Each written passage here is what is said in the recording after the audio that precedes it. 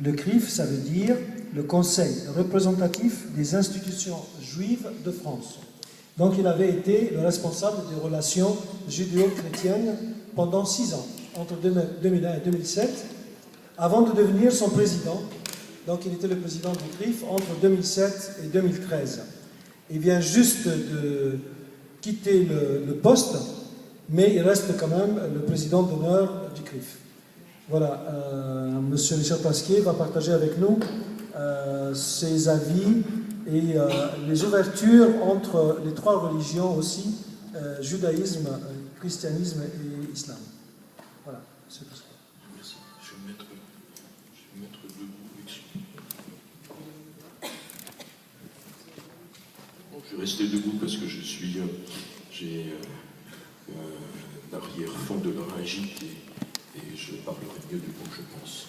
Je vous remercie beaucoup, Monsieur Maher, de m'avoir demandé de venir à cette réunion. Je crois que c'est d'abord extrêmement courageux de votre part et extrêmement symbolique. Il est vrai que j'ai passé une grande partie de ma vie communautaire au sein de la communauté juive à essayer de développer les relations entre notre communauté et les autres, en particulier pendant très longtemps avec les chrétiens, et j'ai continué en tant que président du CRIF. Et puis, bien entendu, depuis 6 ans avec la communauté musulmane, je suis particulièrement heureux d'être à côté de mon grand ami Hassan Chabouni, avec lequel nous avons partagé de très nombreux combats et qui nous ont permis de bien sentir que ce qui nous rapprochait était de très loin supérieur à ce qui nous séparait. Je vais peut-être commencer, je n'ai pas eu l'occasion d'entendre Madame Magda Kessar parler de la disparition de sa fille. Mais je voudrais lui parler d'une histoire qui est survenue en Italie en 1858 ou 1859 au sein d'une famille juive de Bologne, la famille Mortara. Le garçon de la famille, Edgar de Mortara, avait été enlevé à l'âge de 6 ans par les carabiniers du pape, puisque Bologne faisait partie des États du pape. Pourquoi? La famille Mortara était une famille juive. L'employé de maison de la famille, quand elle est partie, a dit qu'elle avait ondoyé l'enfant après sa naissance. De ce fait, le Saint-Siège a estimé que l'enfant appartenait au monde catholique, appartenait au pape. L'enfant a été enlevé. Jamais il n'a pu revoir ses parents. Il est devenu prêtre d'ailleurs. Jamais ses parents n'ont pu le revoir. C'est cet enlèvement de l'enfant Eduardo Mortara qui a entraîné la création en France de l'Alliance israélite universelle, dont vous avez en Égypte eu pour un certain nombre d'entre vous encore probablement des souvenirs anciens, puisque comme vous le savez, la communauté juive égyptienne a quasi dans sa totalité été obligée de quitter un pays où elle était depuis souvent de nombreux siècles, en 1956 ou 1957, n'est-ce pas? Et la présidente de la communauté juive égyptienne, qui est une communauté qui a actuellement quelques centaines de personnes, peut-être 200 personnes, n'est-ce pas? La présidente de la communauté juive égyptienne vient de mourir il y a 2 mois environ, en laissant d'ailleurs à l'État égyptien tout ce qu'elle, toutes ses possessions. Et donc, c'est une grande tristesse pour nous de voir disparaître une communauté qui a porté sa pierre à cette identité égyptienne dont vous venez de parler, identité égyptienne évidemment extraordinairement forte. Il n'y a pas un pays, peut-être dans le monde, dont je vous parle en tant que moi, juif venu d'Europe centrale. Il n'y a pas un pays dans le monde, probablement, dont on peut dire qu'il ait une identité plus forte que l'Égypte, dont l'existence sur pratiquement sur la même surface remonte au moins à 5000 ans, plus de 5000 ans. Donc, en tant que copte, tout le monde, je pense que tout le monde le sait, vous venez de le dire, mais moi je le sais, que copte veut dire égyptien. Je pense que cette identité, vous la représentez. Et ce que je voudrais vous dire, c'est que vous n'en parlez pas suffisamment, parce que dans l'ensemble de la population française, je suis convaincu que l'immense majorité de la population de notre pays pense que l'Égypte est un pays uniquement musulman, et que de ce point de vue, les quelques rares, qui sait qu'il y en a 15 ou 20%, que les rares chrétiens qui sont probablement arrivés à l'époque des croisades ou un peu plus tard, ou même au cours de ces tout derniers siècles, et de cette façon-là, finalement, n'ont pas d'emprise réelle sur le pays.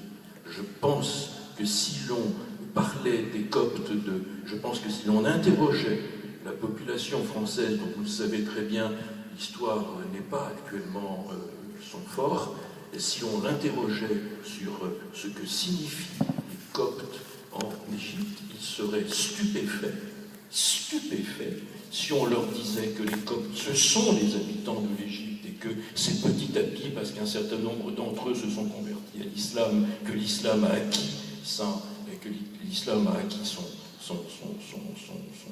poids démographique en Égypte, et qu'ils sont les garants de cette extraordinairement ancienne civilisation, et que leur langue est encore,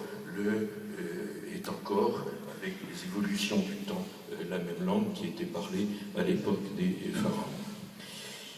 Je pense que là, il y a un très grand travail qui doit être effectué. Il y a des communautés coptes, dans beaucoup de pays européens.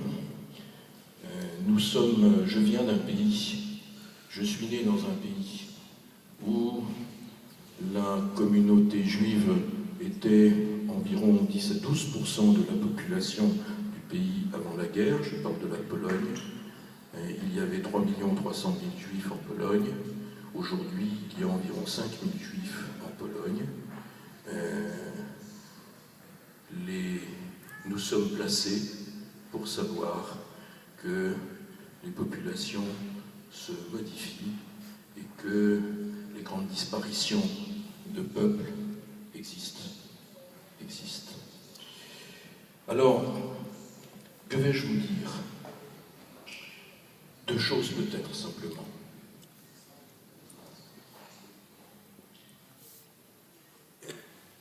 Ce qui fait la force d'une démocratie, pour moi, la réalité d'une démocratie, ça n'est pas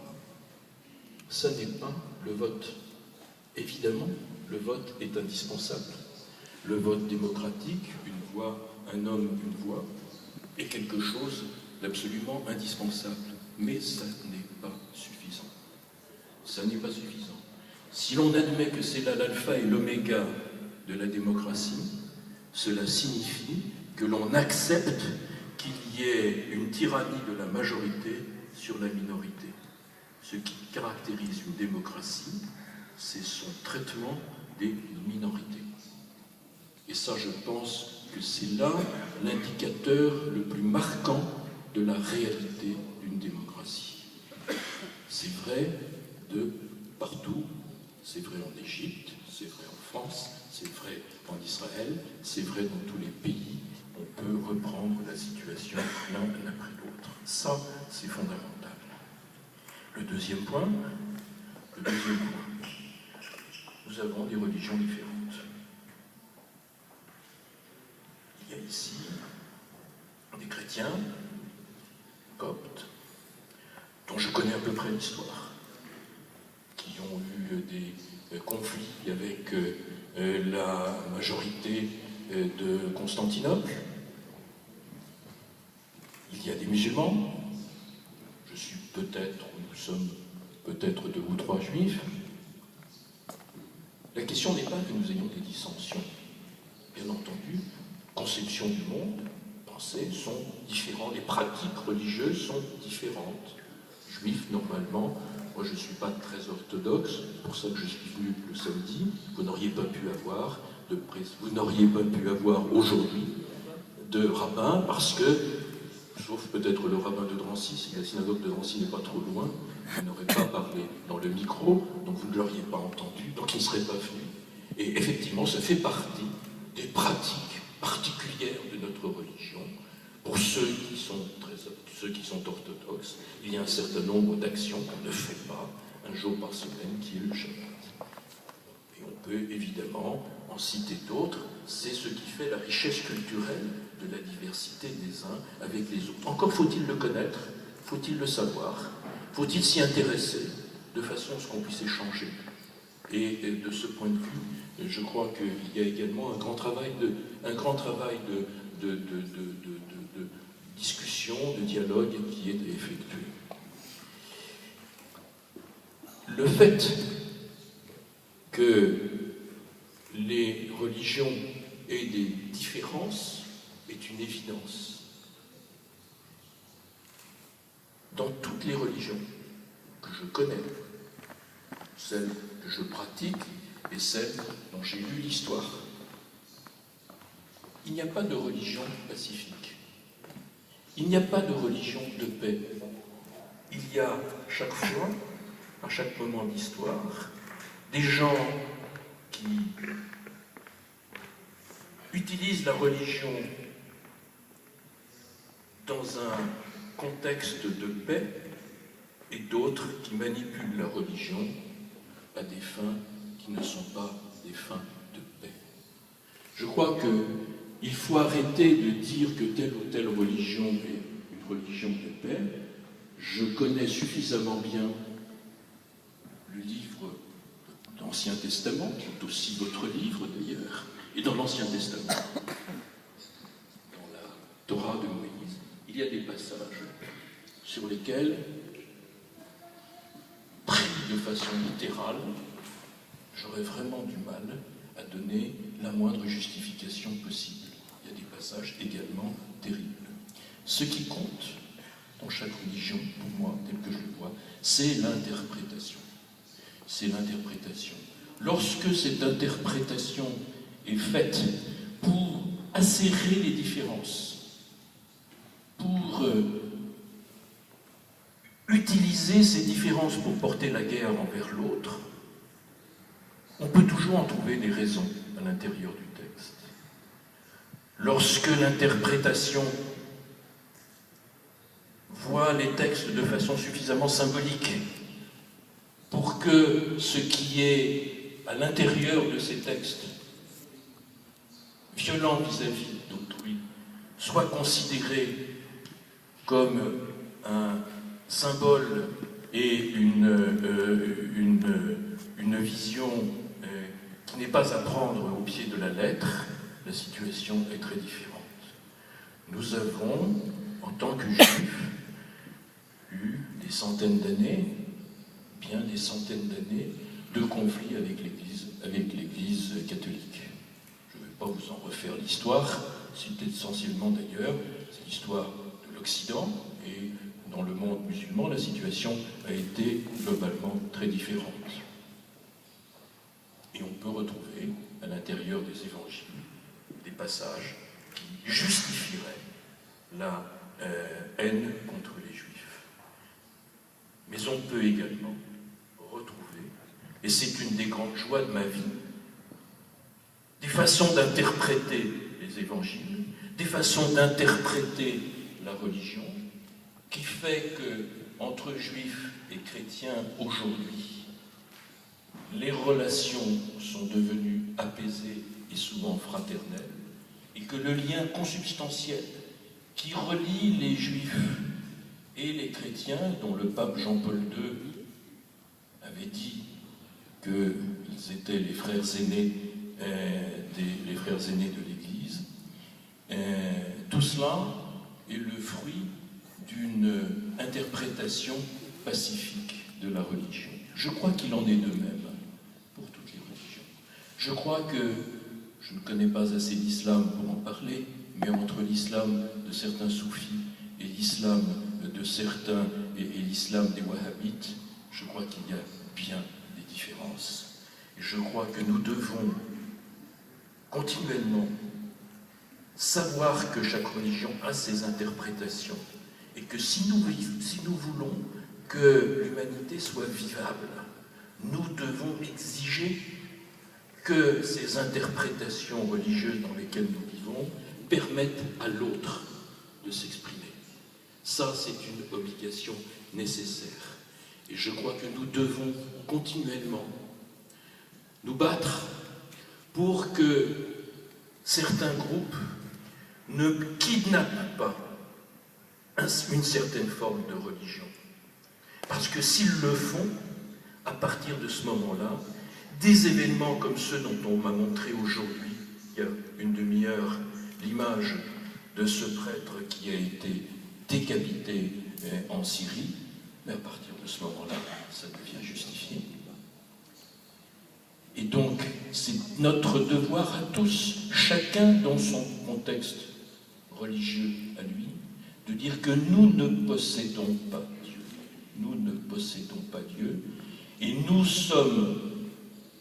devons être acharnés à trouver dans les textes religieux, dans ce à quoi nous croyons, une volonté de vivre ensemble, de vivre en dialogue les uns avec les autres, parce que je suis profondément convaincu que ce dialogue nous enrichit tous en tant qu'êtres